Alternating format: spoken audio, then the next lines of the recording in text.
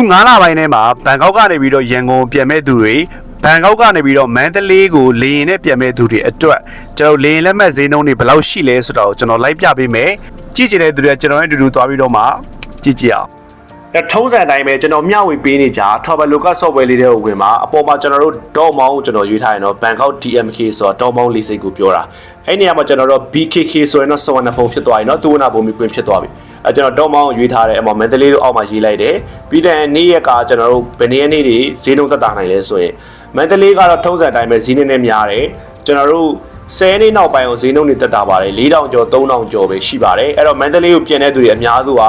နော်9000 8000 9000 1000အားလုံးပြန်မှုကြရတဲ့သူတိလိမ့်မယ်နော်အဲ့လောက်မကြပါဘူးဒီလထဲမှာအရန်တက်တာတယ်အခု9လပိုင်းက9ရက်နေ့ကစပြီးတော့ဗောနော်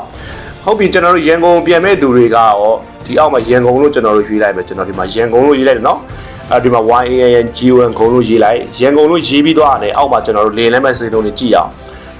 ရန်ကုန်ကတော့တက်တာတယ်ဗျ9ရက်နေ့နောက်ပိုင်းအောင်2000ကျော်လေးတွေပဲရှိတယ်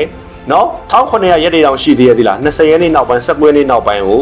ဆိုတော့ရန်ကုန်ကတော့တော်တော်တက်တာပါတယ်အဲ့တော့တချို့ဆိုရင်လေလက်မှတ်တွေကိုဒီလိုမကြည့်တတ်တဲ့ခါမှာဈေးတွေအများကြီးပြီးပြီးတော့ပြန်နေရတဲ့သူရှိပါတယ်လေလက်မှတ်ကိုဈေးအသက်သာဆုံးလေဖြတ်ရှင်တယ်ကိုမတော်တတ်မလာတဲ့ပေါ့ဗျာလာကြုံမဲ့သူလည်းမရှိဘူးဆိုရင်ကျွန်တော်တို့စီကိုဆက်သွယ်လို့ရတယ်ဈေးလည်းတက်တာမယ်မိတ်ဆွေတို့အဆင်ပြေအောင်ကျွန်တော်တို့ဘက်ကနေပြီးတော့ဝန်ဆောင်မှုပေးပါတယ်ခင်ဗျာအားလုံးပဲအကျိုးရှိမယ်လို့မျှော်လင့်ပါတယ်ကျေးဇူးအများကြီးတင်ပါတယ်